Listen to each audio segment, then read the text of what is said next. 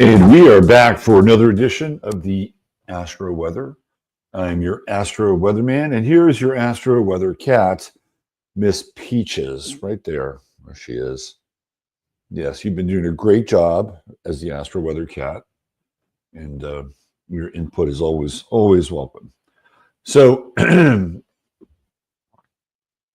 howdy. How is everybody? We are we are rapidly accelerating our way to springtime. That's right. We are not that, what are we, peachy? 19 days away? And it's starting to feel like springtime here. We're getting warm weather in the hill country. Should be in the 80s this week. And I think the cold and olden days are behind us. So yeah, and we're coming up on eclipse season. We have the eclipse coming up here on the 14th. There is a lot happening astrologically, and we are going to get into it. I hope everybody is having a tremendous start to their day, or wherever you are, you're having a tremendous experience. Why not? Why not? Why would you settle for anything less? Although I know it's hard sometimes in this world to have an experience that you would consider to be tremendous. But you know, those opportunities, well, they're still there. They're still there. You can still have them. That's right. You just have to be mindful and make them a priority. That's what we're talking about. Okay, so what I'm doing right now is I'm actually trying to buy myself some time because I had done the start of the day, and now that start of the day seems to have disappeared.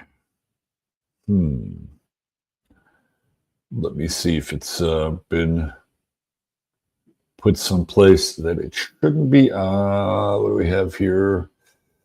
Let me get that at least.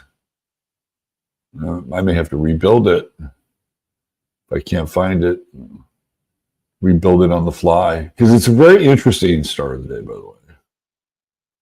Very interesting. Oh, I think I have that. I don't need that.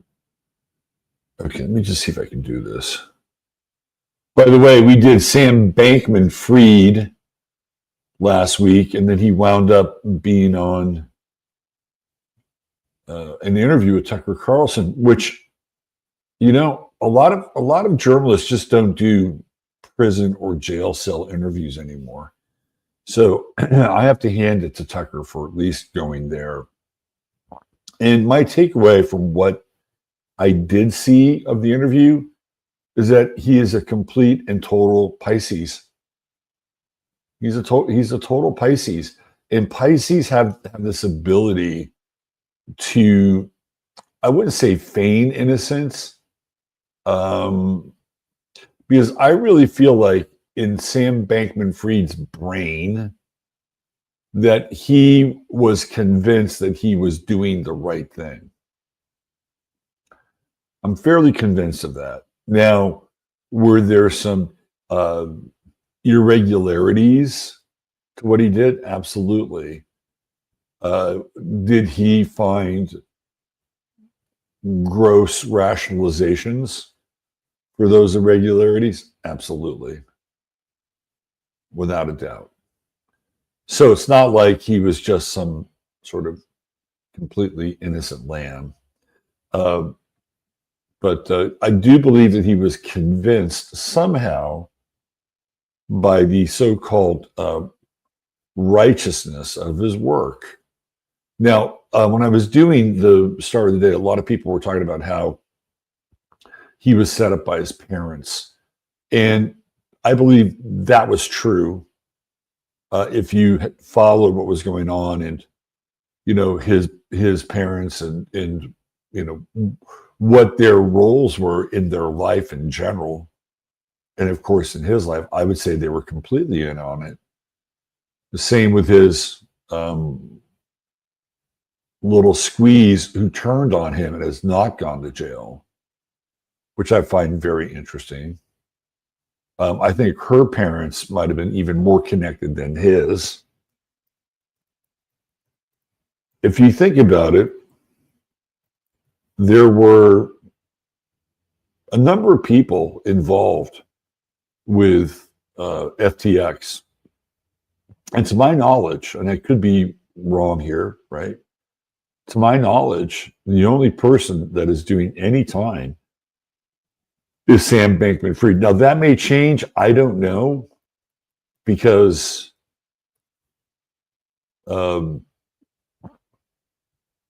things are different from one administration to the next, so that may change. And some people may wind up doing more time. I don't, it just depends on who's president, honestly. Okay, I bought myself some time and I reconfigured the star of the day. There we go. Now that's what you call professionalism. Actually, professionalism would have been me making sure that I had the star of the day backed up, so I didn't have to do that. But we'll call it a form of professionalism. All right, let's see who's here. Let's do a quick meet and greet as we get our chops. We got to get our chops back. This is what happens when you take a couple of days off. You got to get the Astro chops back. We got DJ MC checking in at 12:03 a.m. on the heels of another win by my Golden State Warriors. We're the Super Virgo Jimmy Butler. Don't you love it? Jimmy Butler is a Virgo. And what do butlers do? They serve. They serve. What do they serve? They serve Curry. And what is Curry? That's Steph Curry, who's a Pisces, Virgo Pisces. You throw Draymond Green in there, Pisces, and it's green curry. So Jimmy Butler is serving green curry. Look at that. See how that works? You gotta love astrology. Misbehaving too in the house, the great one. Did anyone notice a huge green triangle around the moon 5 a.m. this morning? No. Yeah. You know what? Jasper has now decided that he wants to stick his wet whiskers in my face at about 4 a.m. every night. So maybe the next time he does that, I will make an effort to get up and walk out and see the moon. Thank you, great one. Liddy Lou, Notre Dame Paradise. C's with us. Hey, Jackie. Scott Jerzik. Time is losing lunchtime. Doubly so. Ford Prefect. Here we go. That's a reference, by the way, to today's star of the day. Douglas Adams in The Hitchhiker's Guide to the Universe. Very interesting chart. There's our guy, California Contrarian. What is happening? Hammer time in the house. Lana Winkler. It is beautiful. It is a beautiful beginning today. Me too. I'm interested as well. Huge solid fluorescent green triangle just sitting there right on top of the moon with naked eyes. Can't find anything, unfortunately. Could be seen on camera. Ooh. Optical effects. Yummy G, what's happening? Working out today while the weather is super nice. Good for you. Yeah, I hope you have an awesome day as well. Leanne Ott in the house. Hi, Leanne. 512 checking in. Artist serious. Leo Moon is making me roar. Gotta love the Leo Moon. Very underrated. We got Moore in NYC, Diane Evans, Sue Leonard, Lynette Jardine, the lovely and talented one, Melissa Stan, Lori E, Road Trip 1981, Joan W, Tom Jordan, Janice Phillips, Tracy F. What a beautiful pick. Feels like spring has finally arrived. That, by the way, is from Washington State. And I decided to shift from snowy thumbnails to springy thumbnails. This Friday's eclipse is conjunct my Virgo moon and Lilith. May it give you rest and respite. Rest and respite. May the eclipse and its darkened phase create a cool, shadowy effect on that at times overactive Virgo moon with that overactive Black Moon Lilith and all that criticism coming at you because you're just too perfect. I'm only being slightly facetious. We'll go with the too perfect part. All right. Who else? My man Ryan is back in the house. Christina Jerzik, Devin Dewar, Integrity and Karma. Yeah, we'll do some kind of we'll do another meetup on locals. Sean, very Sean. Soul Traveler, Stephanie Hunter. What's happening? Stephanie Hunter. Harry Bowie. Hey. Big Dave Sullivan, Mary Githner, Nice Lights. All right, let's get into it. Queen Lisa. I was thinking about Pat. I was having a Pat moment the other day, Queen Lisa. I was thinking, oh man, I wonder where in the universe King Pat is. Where's our King Pat? Wherever you are, King Pat, I hope you are holding court in the most royal way possible. All right, let's get into the weather. Let's do it. Let's do it. Hold on. Where is it? Should probably put it up here. There it is. There it is. We can get rid of that. Okay. All right. All right. All right.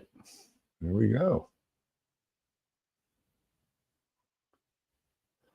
311. 311 is a pretty heavy day.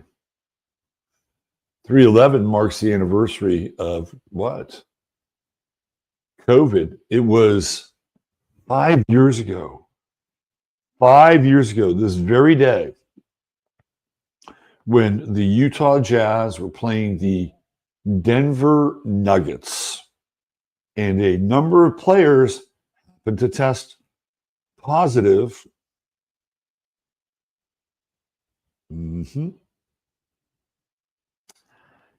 that's when it all started. That is when it all started. Who is the main culprit in that? Let's see, who was that? Rudy, what's his name? Rudy Gobert. Rudy Gobert, after the game, one of the players who tested positive was wiping his hands on the microphone during his press conference and essentially making a mockery out of COVID, which in some ways was probably the right thing to do, although it confused the shit out of most people at that time. But today is officially the day that COVID started here in this country. And it had to do with the fact that the NBA canceled its season. And it's like, we're going to shut it down. And eventually they opened it back up. And, they had their little bubble championship for the Lakers, but that's another story altogether. 311's got a heavy history. Not only is the start of COVID associated with 311, but so was Fukushima. Two very significant events that were separated by 9 years. 9 being an interesting number for a cycle. All right, let's talk about these conjunctions. Sun, Saturn, 21-21. This is what I was talking about as we were moving into this conjunction. And it's heavy, right? It's a heavy conjunction. And before the show, I was over on Twitter. And, they have this CR thing, right? Where they have to, it's this ceiling limit. And they managed to somehow pass it off to March. And Trump wants unlimited spending, right? And you have people in the quote unquote Freedom Caucus who are basically conservative Republicans. And they are led by Thomas Massey and Rand Paul and our guy here in Kerrville. So there's a number of these Republicans who are fiscally conservative. Like they come out of the Tea Party. And unfortunately, they have a history of not supporting Trump because Trump is a big spender. Like that's how he theoretically built his empire, right? Free spending. Trump was a big borrower, right? His whole idea is borrow lots of money, use that money, turn that money into multiple businesses or multiple operations, get them up and running, pay off the debt of the money that's been borrowed, right? And then as you pay the debt down and get it to a manageable level, you borrow more money based on your properties or whatever other assets that you have, and then you build more. So there's this ongoing relationship with lending, borrowing, building, spending, the accrual of income. So this is a thing that Trump has done all of his life, right? He's a real estate guy. In the real estate business, you get bank loans. You get significant bank loans. And I think for the most part, it's worked for Trump, although he's gone through a couple of bankruptcies. He had George Soros bail him out of a building in Chicago. And, you wonder, like, how much of that really impacts Trump's ability to take on George Soros. I mean, George Soros pulled his ass out of the fryer with Trump Tower in Chicago. We also, of course, know the backstory of being bailed out by the Rothschilds in Atlantic City through Wilbur Ross, whom he made Secretary of the Treasury when he was president the first round. So Trump has a long and I would say in some ways checkered past around lending, borrowing, and bankruptcy. And that's very different from people like Thomas Massey, who has a business background. We'll talk more about that on 15 Minutes of Flame, because I'm not sure this is the most appropriate setting for it, with the exception of setting up this conjunction of Sun-Saturn, right? And when we look at Sun-Saturn, it is a very serious conjunction. Even in what we would call the passive sign of Pisces, it is still nonetheless a very serious conjunction. The Sun and Saturn both represent the father in the chart. The Sun is when you're young, and Saturn, you don't see the chart. Oh, that's weird. That is really weird because I have it set up. Oh, let's try it again. Thank you, Steve. Let's remove this.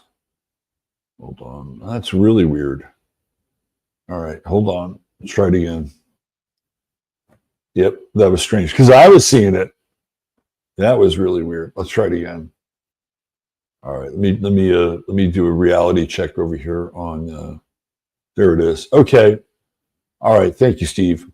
That was weird because it said that I was sharing the tab. Anyway, let's get back to it. And I'll make this bigger for you guys because I know you. That's the other thing. It doesn't really go one-to-one when I load it up. It's bigger on my side than it is on your side. So there we go. That's the Sun-Saturn conjunction. This is what we're talking about. The Sun is the father when you're young. Saturn is father after the age of 7. Right? And you can see the behavior of fathers change. And that's the first Saturn cycle or first quarter cycle of Saturn, 7 years. So when we have these two energies together, they're very somber, very serious. There's not a lot of levity, right? And there's a lot, it's heavy. It's a heavy energy, especially in Pisces. There can be at times religious overtones because of the nature of Pisces. So I'm going in here and I'm going to use this Sun-Saturn conjunction as a metaphor for what's going on in Washington, D.C. with the CR bill and Donald Trump getting very heavy when it comes to Thomas Massey. Says he's going to primary him. Well, I have a feeling that it's not just the CR bill and Massey's fiscal conservatism. I think there's a little bit of something else going on there, which some of you might understand what I'm talking about, which we will get into over in 15 minutes. But we also have this square with Jupiter, right? And this is something we've been dealing with for almost the entirety of this Jupiter transit through Gemini. And this Jupiter transit through Gemini is like, don't spend more than you need to, right? This has been the mantra. Now, look, every now and then you have to spend money. Like I had to spend $7,000 to get the septic tank fixed back here, right? You have to do it. You have to do it, but you want to be able to save, right, for that moment. Now, I could have used that $7,000 to build a fence. It would have been right around the same price, maybe a little bit more. But I held on to it and septic tank fixed, done, taken care of. So I'm not saying you shouldn't spend, but you should be saving more than you're spending for the time when you have to spend and you have the resources available. So we get into this square, and these Jupiter squares, they're like I call them like the gambler's square. It's like, come on, roll the dice, roll. And sometimes they work, right? In a situation where, let's say you're normally very risk averse, and there's a time in your life where maybe you should be a bit less risk averse, because is all of your risk aversion really paying off? Are you just kind of groundhog daying it, and then you get a Jupiter square for a period of time? It's like, come on, roll the dice, break out of the mold a little bit here. Jupiter is very tempting, right? That's the nature of a Jupiter square. Sometimes you win and sometimes you lose, but none of it's going to happen if you don't play the game. And that's the nature of Jupiter here. So we see a real conflict, right? We see this real conflict. Remember now, Trump is what? A Gemini. And Jupiter is going to be crossing his sun Uranus. What is that? 7 degrees away. So he's 22 degrees. So that's what, 9 degrees away. So it'll be sometime in April.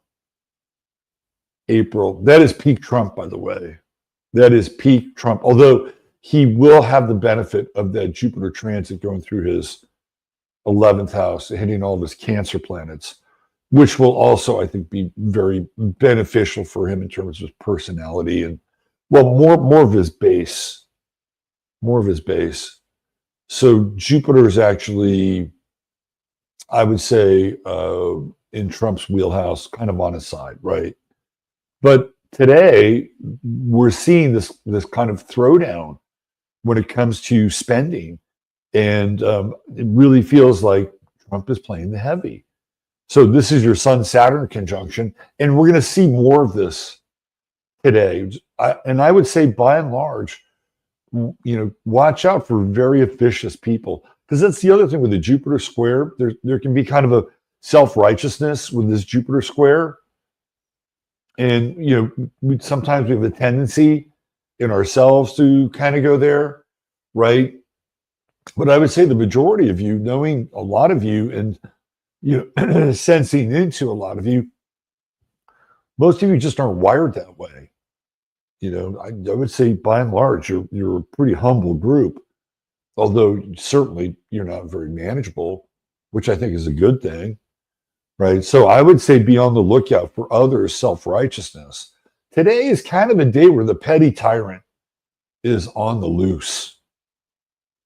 That's the nature of the Sun-Saturn conjunction. And squaring Jupiter, the petty tyrant is on the loose. The sextile with Uranus is radical.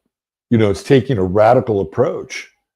So you have something like a Sun-Saturn conjunction, which is very orthodox, sextile Uranus, and it's radical. I mean, you can even see this in terms of, again, this whole budget thing, Uranus and Taurus, money, right? Let's open it up. Let's open the floodgates here.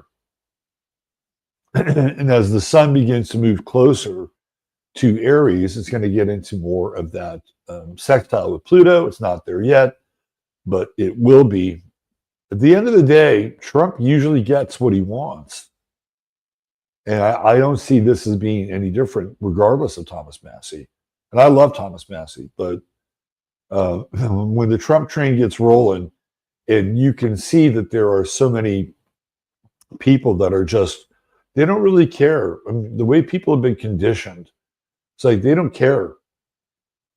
It's like, we don't care. We've been pushed around by the Democrats for too long. We all have to be united. Trump has a long-term vision and plan. It may not look the way that we think it is, or how it's going to look based on what we know and kind of where we've been, et cetera, et cetera, et cetera. So what do? We trust the plan. And there's a big trust the plan energy today. Now, you may not trust the plan with the petty tyrants in your life, right? You may not trust that plan. So what else we have? We have Mars in Cancer. It's finally moved off 17 degrees. We're at 18 degrees.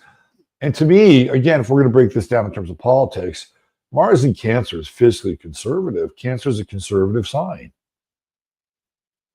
It's so funny. I don't know if you guys, I wish I could play it. I don't know if I can find it. But in my YouTube feed, I get these shorts. They're these AI shorts.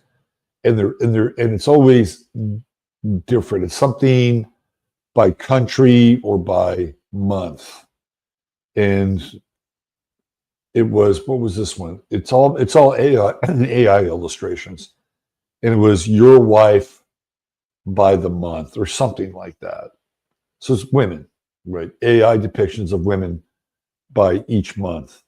And I don't know how much AI is cued into astrology, but July's wife was very Cancerian, if you know what I mean. Very Cancerian. So it got that right. AI at least got that right. Wasn't crazy about September, I have to say. Anyway, this Mars trine is good. We like the Mars trine. It is the antidote for the petty tyrant in your life, right? It is the antidote. What is the antidote? It is you taking the realm in the position of authority in your life. The only reason for a petty tyrant to show up is for you to have the realization that somebody somewhere along the way gave them power that they should not be wielding. And in which case, you should be wielding that power, right? This is what we're talking about here. Now, the thing with Cancer, Mars in Cancer, is not radical. It is not a radical approach. It is the slow wearing away of it's like that tide that just keeps hitting the rocks and wears down that cliff face, wave after wave, day after day, week after week, month after week. That is the nature of Mars in Cancer. The tide is in, the tide is out, the tide is in, the tide is out. It's timing. Timing is everything, right? It's all everything with Mars here. So we know that the sun is going to pass Saturn, right? We know it. But Mars will eventually catch up with Saturn. So you may not necessarily want to act now to displace the petty tyrant. Today, the energy is there. The impetus is there for you to take some degree of control over your life. If you don't like where you're working or who you're working for, which is a really tough piece in our current society because there are people losing their jobs, and some of the government workers are actually people that voted for Trump, believe it or not. Not every government worker is some blue-haired, leave behind from the Obama administration that didn't vote for Trump. It's not true. There are some Trump supporters that are losing. So it's a tough time, right? So being able to change jobs or change direction, it's harder. It's harder than it's ever been in a lot of ways. We got AI looking over we're looking over our shoulders at AI. We got massive layoffs coming. I have a client who shared with me that there are 8,000 postal workers in Germany that are being laid off. 8,000 postal workers in Germany being laid off.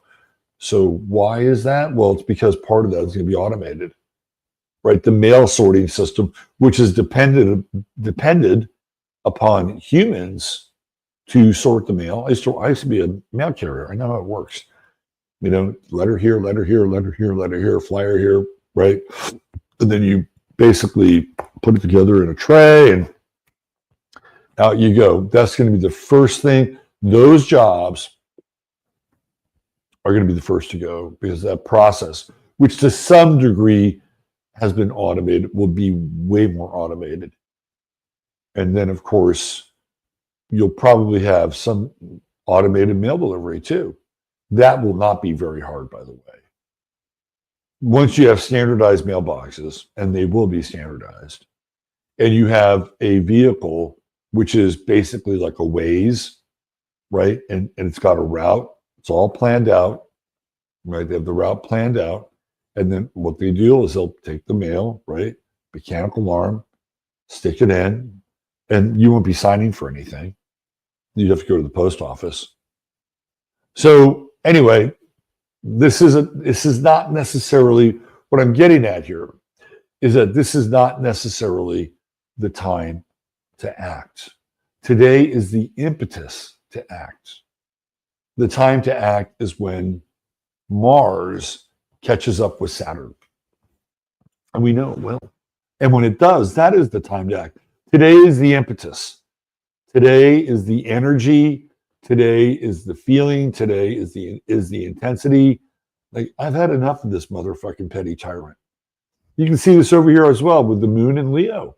Now, the moon in Leo, that's all part of the mix, isn't it? The moon in Leo is proud.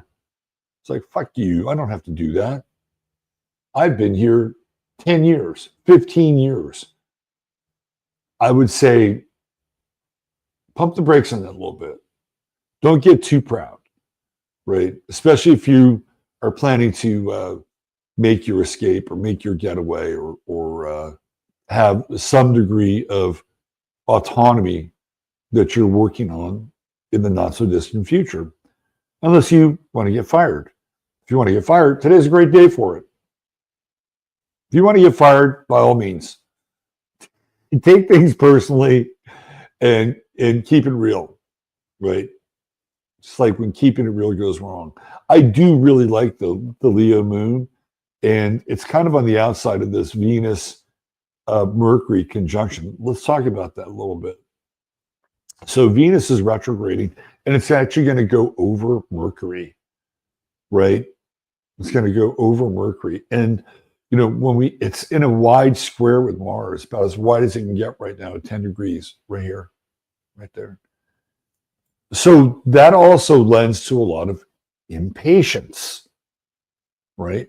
A lot of impatience. So I am imploring to you, good people, that if you are dissatisfied with your current state of working conditions, and or there is a petty tyrant in your life that you need to liberate yourself from, hang in there a little bit. Now, some of you will say, screw it, I can't take it. And by all means, if that's where you're at and you need to do it, do it. Sometimes being explosive and eruptive and disruptive can be very, very helpful.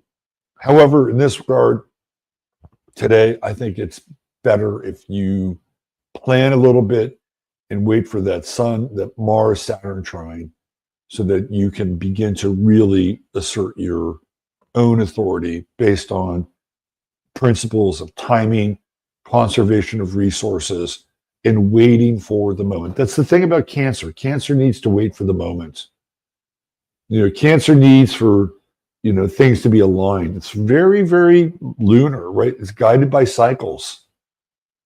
So when we get Mars into that third decan, we're in that Pisces decan, and we have Saturn here, right? Saturn is in the Scorpionic decan, but it's in Pisces. So we just have a much better flow when Mars is in that third decan. And flow is really the key word here. Let's get back to this Venus-Uranus, this Mercury conjunction. So as Venus passes Mercury, right, there can be some pent up, I wouldn't call them emotions per se, but for lack of a better term, we'll just use the word emotion. Emotions, thoughts, feelings, this we'll call it kind of a psychological zeitgeist. It's pent up. And with this Venus retrograde, people want to get things off their chest. Now, we know that with Aries, that can be a bit problematic, unless, of course, you don't have a problem with conflict. If you don't have a problem with conflict, then by all means, get it off your chest. Now, my sense is that the degree that you get it off your chest will be commensurate to the degree of, I wouldn't say remorse, but there will be, with this retrograde, as it goes back into Pisces, just be aware that your position may not be as sound as you think it is. Because there's a lot of energy with this conjunction. There's a lot of, again, getting it off your chest, right? Mars in Cancer rules the chest. And as time goes by over the next, week, 2 weeks, and Venus goes back into Pisces, it's kind of like, oh yeah. I was a little heavy-handed then. Gee, I wonder if that person would accept an apology, because I kind of went scorched earth. No, you did not go scorched earth. That's what we're talking about. So just keep that in mind, because there's a very good chance with that Venus retrograde going back into Pisces, I think it goes to what 25 degrees, which is where Saturn will go back this year. Saturn retrogrades back to 25 in its final retrograde into Pisces from Aries. So the 25th degree is pretty important. And then it's like, okay, well, I was wrong. Will you accept my apology?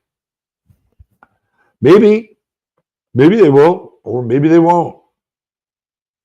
That's the beautiful thing about apologies. They're not contingent upon anybody else accepting them. However, it's always nicer if they do. So yeah, there's a lot of impatience with this Venus retrograde going over Mercury, 8 degrees, squaring off against the, that final 10 degree square with Mars. But there is a lot of passion. I'll tell you what, there is no passion lacking in this day. You got that Mercury-Pluto trine, Venus-Pluto trine. We have plenty of fire. We have Mercury, Venus, Chiron, the moon. They're all fiery. We have, plenty of air. We have Jupiter. We have Pluto. We have Pallas. What we don't have is very much Earth. We have Uranus in Taurus, and honestly, that's not really that earthy. It's unstable Earth. So we're in a period now where Earth is really in decline. Look at where the South Node is. It's in Virgo. It's in decline. That means that there's just not a lot of patience. A lot of patience. So again, I bring you back to that Mars-Saturn trine. Today is the impetus. Try to cultivate some patience. And Mars is just 3 degrees away from trining Saturn. And with enough spark and enough focus and enough hard work, you can liberate yourself and become your own authority. Okay, let's talk about our star of the day. But before I do, we got to throw up the banner here. Here we go. All right, so today's True Hemp Science star of the day is Douglas Adams, who is the author of The Hitchhiker's Guide to the Universe. I also think he did another book after that called Thanks for the Memories, if I'm not mistaken. Okay, so let's talk about True Hemp Science. Now, as you know, we have this bill SB3, which is trying to get passed through the Texas legislature, backed by big money, big out-of-state money, good old boy network.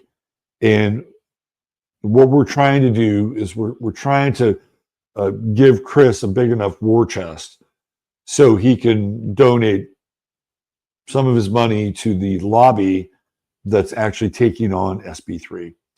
So just know that any purchase that you make over the course of the next couple of weeks here will wind up in the pocket of the lobbyist who, from what I understand, although they're not a huge lobby, they're very effective and have been getting people to the Capitol to speak out and say, hey, we need this stuff.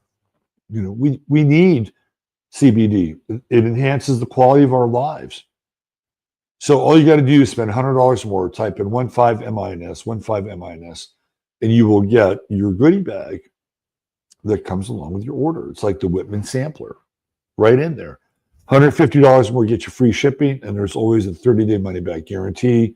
So know that when you purchase your CBD, what's happening, you're helping the cause.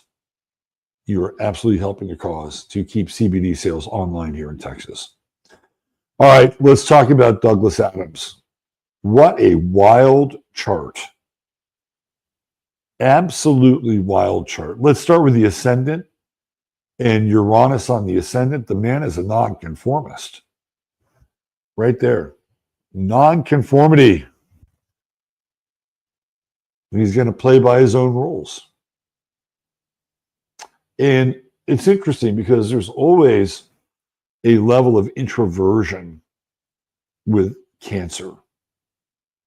So I would say he's a quirky, quiet nonconformist. And it's somebody who has Uranus on the ascendant, who might have literary aspirations, but they're going to be otherworldly. Let's go down to his third house.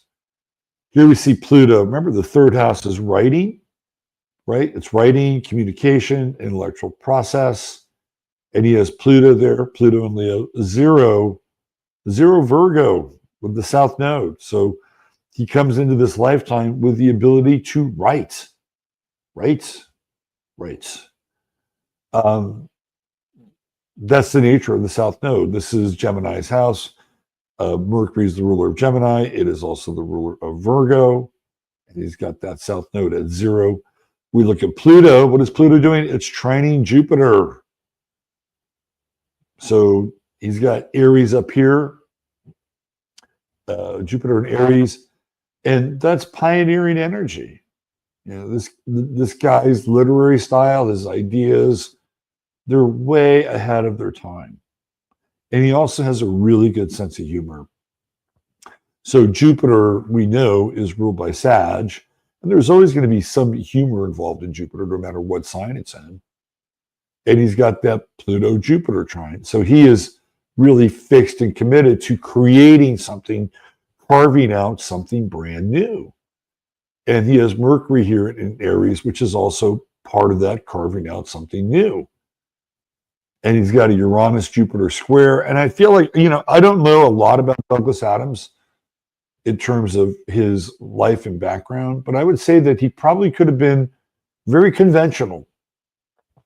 He probably could have gone the route of being an English teacher at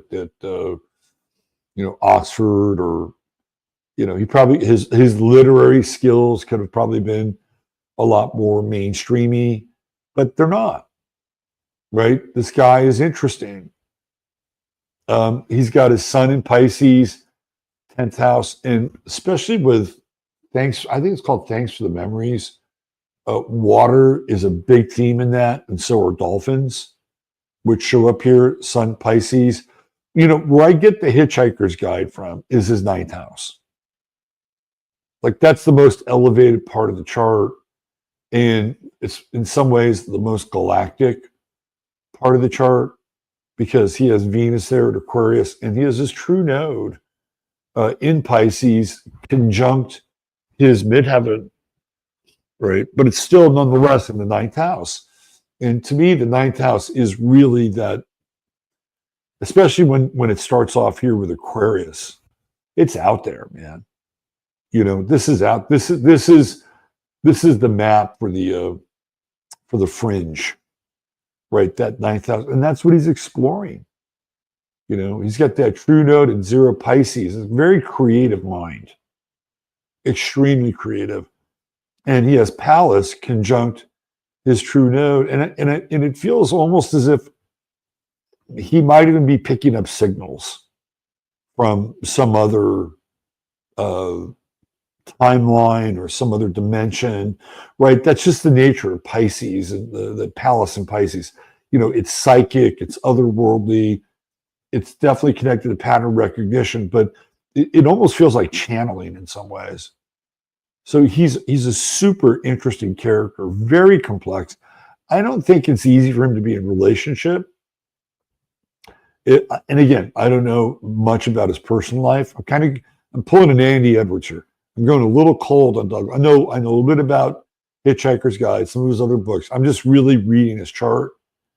And I would think that relationships would be difficult for him. Number one, because he has Venus in Aquarius.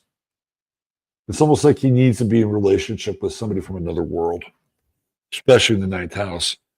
And over here with Chiron, whoever is in his life in relationship almost winds up playing the role of a assistant or a helper in some ways, to keep him grounded. He doesn't have a ton of earth either. He's got that Chiron in Capricorn and the moon in Virgo down in the 4th house. Heavy maternal energy with the moon in Virgo, and a bit critical as well. Mr. Adams was also born on a full moon, so his home life is very important to him. Oh, you see that cat? Go look at that cat. There's that cat. Go see that cat. Go look at that cat. There's that cat. It's right there. See it? Yeah. Look at that cat. Sorry, I was livening up Peachy a little bit. Mars in Scorpio, 5th house. Mr. Adams might have been a bit of a Lothario. I don't think he had any problem with the ladies, especially trining that sun. Look at that. The sun just sneaking into that Scorpio decade, and lots of inconjuncts and pieces that need to be wired up, right? He's got a massive back end here, with Pluto being part of. I mean, just look at all these inconjuncts. The yod is Jupiter, so we have a Mars yod to Jupiter, and Pluto yod to Jupiter, right there. I'm sorry, Moon Mars. Interesting. That moon in Virgo is very Victorian, isn't it? It's very, very Victorian. And Mars in Scorpio isn't very Victorian at all. And he has a Mars-Uranus trine, which to me feels like, number one, he can probably be kinky. But number two, I think he also is creatively trying to map out new terrain. Like whatever had existed prior to Hitchhiker's Guide to the Galaxy was either boring or trite. In his mind, Douglas Adams, I think, decided I have to be completely different. I can't just kind of, do anything halfway or rest on any laurels here. I really need to push the envelope. And it's not quite a grand trine. He's got that Mars Sun trine, Uranus trine Mars, but the Sun and Uranus just don't hook up. Bit of a gap there. And again, I don't know a ton about his life. I know a little, but I also feel like he probably had to go through some rejection with that Mercury-Uranus square. And the great sort of piece here with Aries is that it's like rejection, fuck rejection. We just keep going. We just keep moving. I mean, that's the nature of it, I think. And if you're a creative type and you're your creations aren't necessarily met with open arms, at least in the beginning. You have to be able to keep going. You have to be able to keep going. And it seems to me like he was able to do that. And I would give all the credit here to all this Aries in this chart, honestly. Very interesting. This is a complex dude, very complex dude, and very futuristic in a lot of ways. And again, I'll just bring this right back to Pallas and the true node in Pisces, and it almost feels like, I hate to use the word channeling because it's just overused, but it feels like he's tapped into something with his writing. And I would not be surprised if somewhere in the future, if we ever get a bead on this realm that we're in history, past and future, I wouldn't be surprised if some of these ideas and some of the things that come up in his books actually happened somewhere, right? That's what it feels like. And I think all great writers have that ability to tap into something in a way that almost borders on the supernatural or paranormal. Kurt Vonnegut was like that for me with Slaughterhouse-Five. His ability to move in the past, present, and future and mix up the narratives and the timelines. Brilliant stuff. And it feels to me like when a writer is really tapped in like that, they're connecting with this sort of collective unconscious that isn't just rooted in this world. A lot of times we think of the collective unconscious as being, sort of Joseph Campbell-y and talking about myths and legends and, these archetypes that have these historical representations. But the collective unconscious stretches far beyond that. It is a multi-dimensional experience.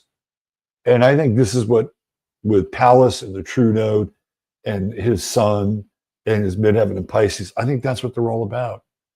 And Venus is his relationship, right, to Aquarius in the ninth house, which is this house that, wants to catapult out of the chart. And that really, to me, is sort of the template for his work, especially the Hitchhiker's Guide to the Universe. All right, there's your star of the day, Douglas Adams. Hope you enjoyed it. And you can, of course, support our sponsor, True Hemp Science, who does support this show as well. There you go. We're back. I gotta get my voice up to speed. If you don't, it's weird, right? There's a thing that when you talk, if you talk all the time, you're usually good at talking and kind of keep the channel open. But when you stop talking for a while, it's kind of like an instrument. You got to kind of tune it back up again. It feels like I got to tune my voice a little bit. But we'll be over on 15 minutes in 14 minutes, 16 minutes. We'll be over on 15 minutes in 16 minutes. We're going to get into Trump and Massey and Musk and Social Security and try to untangle what's going on to the best of our ability. And with that, I bid you adieu. Have a wonderful day. Watch out for those petty tyrants. Don't let them get you down. Treat each other well. God bless. Love you all. Robert Phoenix signing off. Oh, don't forget, if you're interested in reading, go to my website. Sign up. I'll take care of you. Bye for now.